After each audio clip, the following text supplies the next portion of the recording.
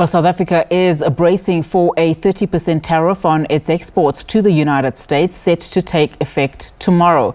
Despite trying for months to negotiate with President Donald Trump's administration, South Africa's trade ministry says it is yet to get an answer to its proposals for a deal.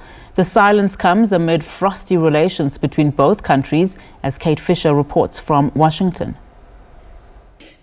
President Trump has, of course, postponed tariff deadlines in the past, but this one, he says, stands strong and will not be extended, meaning that from Friday, exports to the US from South Africa will be slapped with a 30% tax to help narrow what the president says is an $8.8 billion trade deficit.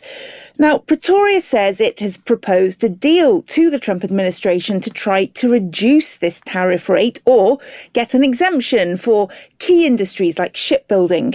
The proposal includes, it says, buying US liquefied natural gas, simplifying rules for US poultry imports, and investing $3.3 billion in US industries like mining.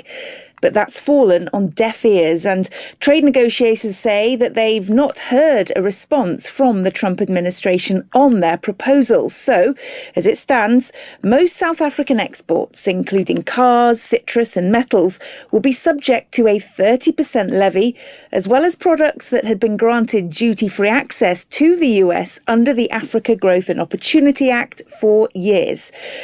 The US is South Africa's second largest bilateral trading partner after China, and the effects of this could be devastating.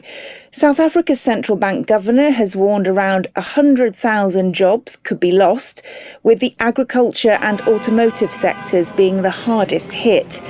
That South Africa has failed to make headway in negotiations with the Trump administration, even as others like Japan and the EU have struck deals, is another signal of the damaged relationship between the two countries. The US president has repeated false claims of a white genocide in South Africa, and earlier this year he expelled the country's ambassador.